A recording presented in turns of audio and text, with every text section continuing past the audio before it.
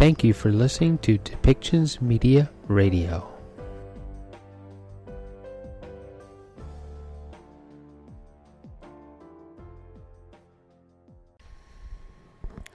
Okay, welcome back, everybody. And the next segment is an update on British Columbia and the flooding response that the provincial government has put forth in trying to clean up the roads, get roads open, and a brief weather report. It looks like a lot of parts of British Columbia are looking forward to snow over the next weekend. There were some questions asked about turkey supplies in the store, and listen real close to the answer about why we're seeing few turkeys in our supermarkets right now. Because holiday time, we all love to roast a good turkey for, of course, Thanksgiving and Christmas and New Year. So listen to what the Minister of Agriculture has to say about the turkey supply. Okay, so here we go. Information update on the flooding and landslide situation in BC. For today's briefing, we will have updates from Minister of Transportation and Infrastructure, Rob Fleming, and Minister of Agriculture, Food and Fisheries, Lana Popham. We will also have on hand for questions Armel Castellan, Warning Preparedness Meteorologist with Environment and Climate Change Canada, Andrew Giles, River Forecast Centre, Ministry of Forest Lands and Natural Resources, Ashok Badi, Executive Director, South Coast Region, Ministry of Transportation and Infrastructure, and Steve Surrett, Deputy Director, Southern Interior Region, Ministry of Transportation and Infrastructure. A reminder to media on the phone line, please press *1 to enter the queue. You're limited to one question and one follow-up. I will now hand it over to Minister Fleming.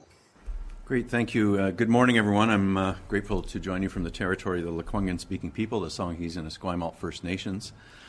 Today, Minister Farnworth is in the Princeton area meeting with local officials and all those who are involved in the recovery efforts there.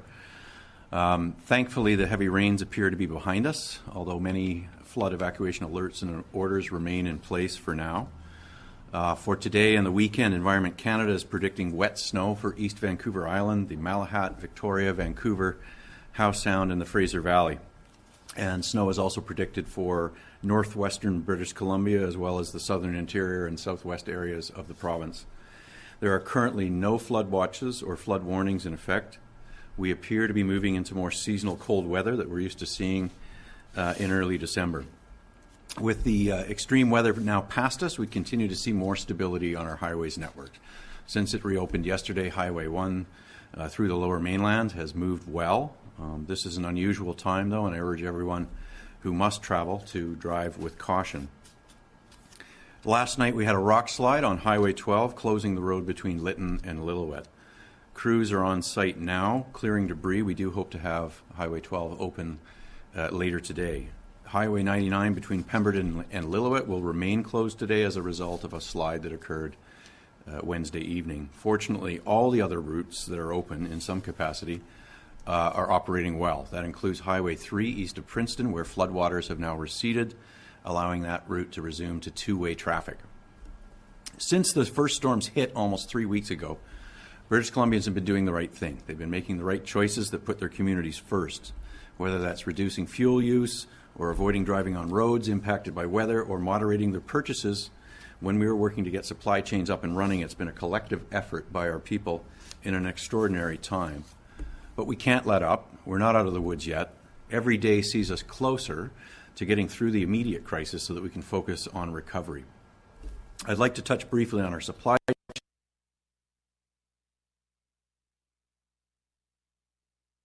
Yesterday, I met with representatives from the trucking sector as well as others involved in the supply chain logistics of our province.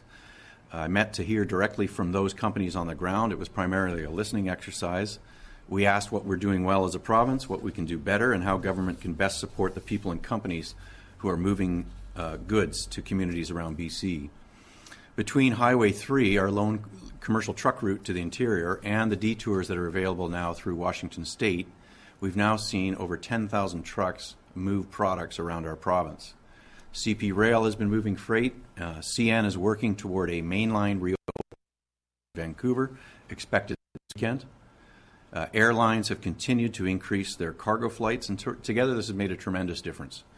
Because at the end of the day, it's the efforts of people I have just mentioned who benefit the most when the shelves of their local stores are fully stocked. So thank you to all those who've been obeying the essential travel orders and doing the right thing in their personal lives and in the way their families consume products that have been in short supply. From repairing roadways to finding creative ways to move products, this has truly been a remarkable effort by thousands and thousands of people. It has involved the unprecedented coordination between Indigenous First Nations governments and local governments. Hundreds of companies have been involved, as well as labor groups. Everyone has pulled together for the common good, and it's been very, very special to witness this happen. We still have a long way to go to get our supply chains back to where we want to have them, but we're considering where we are just a few short weeks after the most unprecedented storm events in the province's history. The progress has been remarkable and inspiring. And I would now like to introduce the Minister of Agriculture, Lana Popham, to provide an update.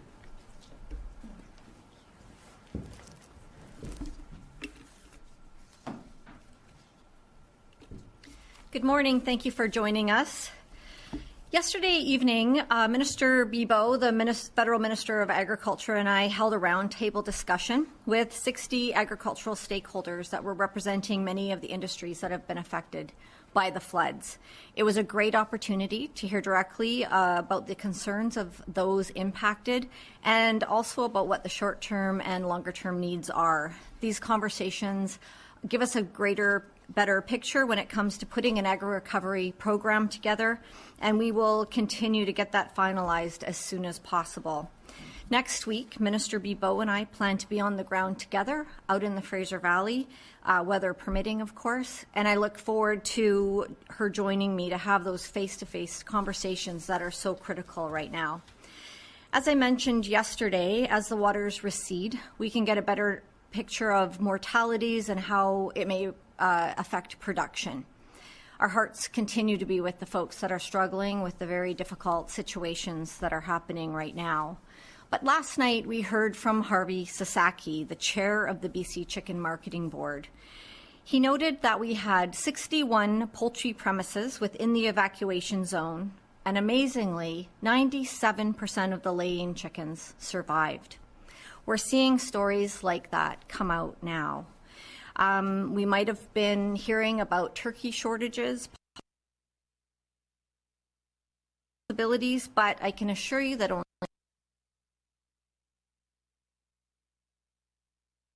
some holiday meals together.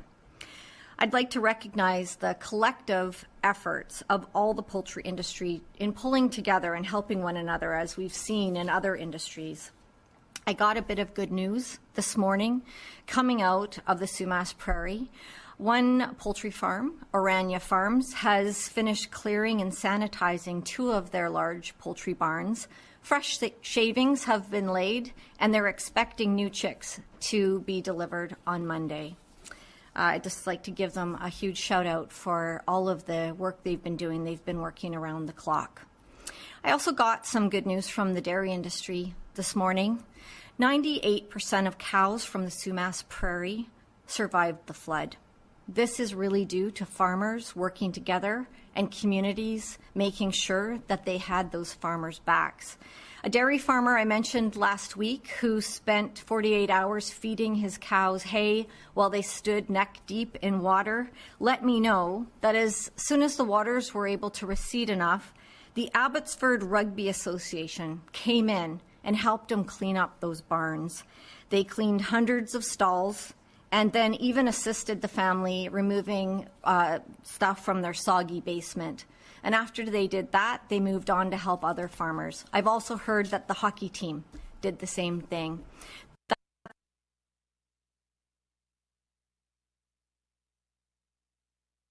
Will get back up on their feet. Some have asked how we're assessing the number of farms right now that are in the evacuation areas. Using data from BC Assessment, we know that there's 817 parcels of land registered as some type of farm use as of yesterday. This includes 159 registered livestock and cattle premises that are registered through our ministry's voluntary premise ID program. I'd like to take the time to encourage ranchers and livestock operators who aren't registered with Premises ID to do so. It allows us to keep track of things more quickly during emergencies.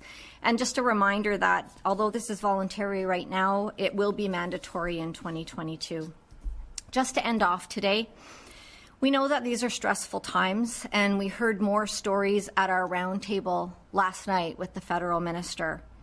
Minister Bibeau mentioned that she was expecting to hear a lot of sadness and despair, but what she heard was strength and commitment across the board. Farmers and associations made sure that she knew they were resilient. I wasn't surprised to hear that. Those are the farmers that I know and have grown to love.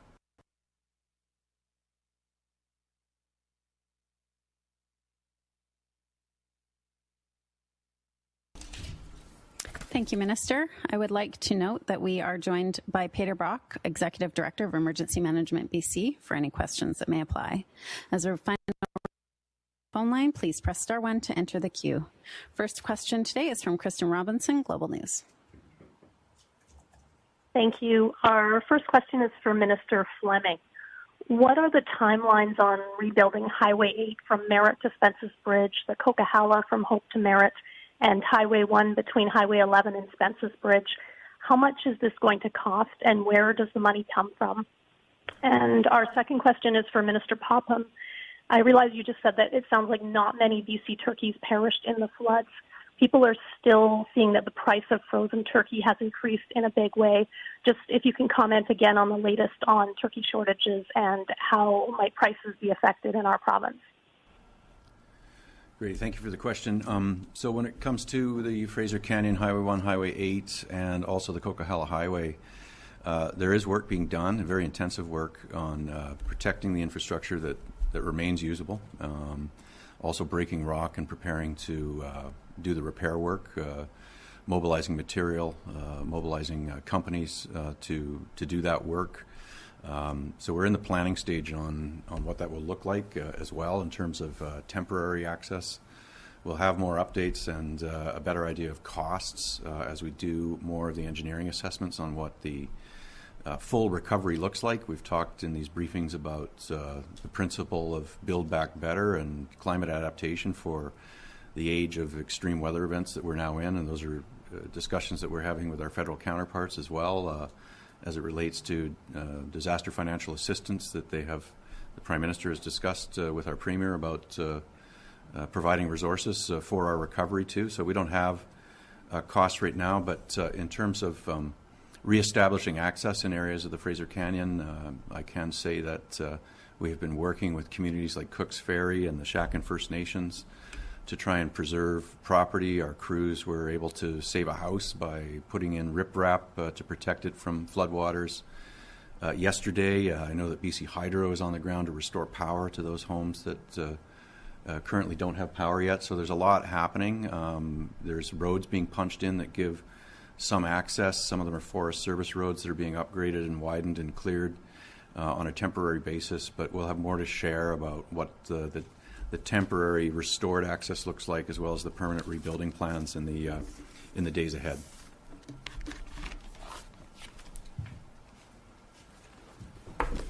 Thank you for the question about turkeys. So 98% of our turkey supply is still intact.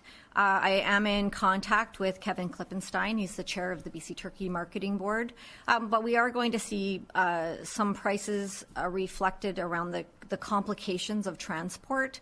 And so, unfortunately, it's taking longer to get things to where they're needed, and that's costing the trucking industry more. It's an unfortunate complication when we see a disruption like this, but hopefully we'll see in the new year, as things get more streamlined, that those costs will adjust. Kristen, do you have a follow-up? Yes, thank you. Just back to Minister Fleming on the costs. Is it fair to say that we're facing some substantial costs for these highway rebuilds? We're seeing on the RFQs that the projects being applied for are between 20 to 50 million or greater than 50 million. Yes, it is fair to say that it will be very significantly expensive to rebuild our infrastructure and to build it to a higher, more resilient standard. But I don't have numbers about what the entire scale of damage is to all of our infrastructure. In the case of the Coquihalla, there's about 130 kilometers of corridor that are affected, and entire sections that are broken that engineering teams are working on providing a temporary reuse plan on right now. Don't have costs for doing that, but as I've said before, we're not sparing any resources on the efforts necessary to get highway infrastructure in every part of the province that's experienced and sustained damage functioning.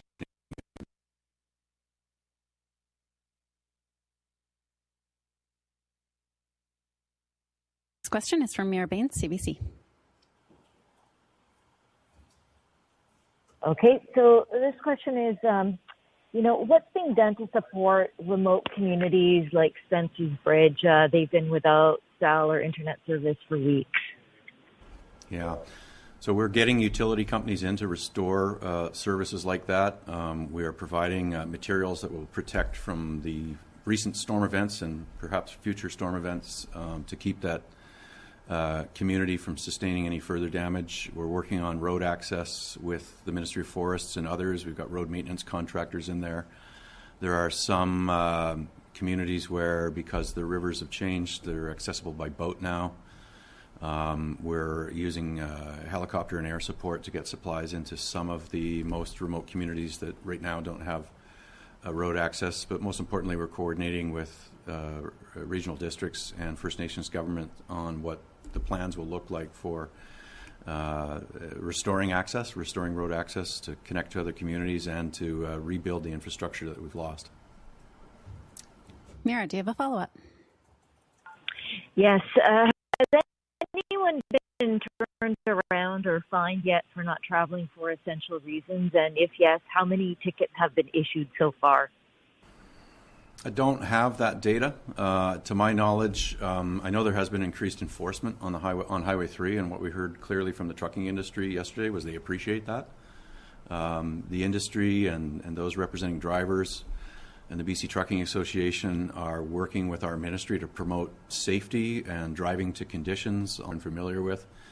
That conversation also was about making the difficult job of transporting goods in BC better for those who are working in that industry. We need more rest stops. It takes twice as long to get from Surrey to Karameas right now than it normally would.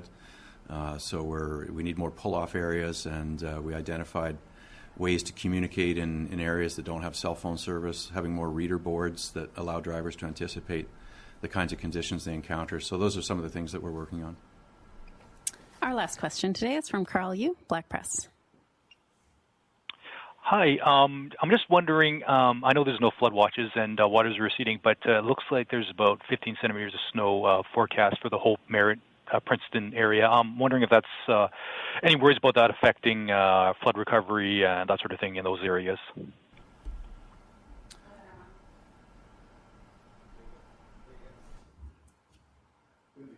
Go ahead, Armel. Hi, thank you for the question. Yeah, we are definitely anticipating snow in two different moments. One is going to be tonight into Saturday morning. We've got a snowfall warning for Hope, and the Coquihalla and Allison Pass could see up to 15 centimeters. And then we are also looking at deeper into the weekend, into Monday morning, where another system is sliding down the coast. We're now into a northwesterly flow. So snow is also likely, and perhaps even down to sea level. So definitely, without question, winter tires shifting into winter right now, following Drive BC for the conditions where you are, both on the island, on the south coast, and into the interior, will be crucial for the next few days. Carl, do you have a follow-up? Yeah, I'm just wondering though, like, will that accumulations of snow sort of affect flood situation in the Hope, Merritt, Princeton area? Go ahead, Armel. Yeah, my understanding from River Forecast Center and the briefings that we've been giving to various Emergency Management BC regional offices is that the cooler conditions are actually helpful in stabilizing the environment and that we are seeing the conditions ameliorate. But certainly a question for Andrew Giles and the River Forecast Center in terms of the flooding piece. Go ahead, Andrew. Yes, indeed. Those cooler temperatures do help to reduce the inflow to some of those already affected river systems, and we'll see with the cooler temperatures, reduced melting of snowpack in the mid to high elevations, and also the sustained freezing temperatures in the interior of BC will help to reduce the water levels on the Fraser, which will help water to be drained more quickly from the Sumas Prairie. That concludes today's update. Please note our next. Like most British Columbians who've been doing an amazing job in conserving fuel and abiding by the 30-liter rule. Thank you for listening today, and thank you for supporting us with our sponsors. Please go to depictions.media for more information, and click on our contact link and let us know how we can help bring your story and help bring us to a better world.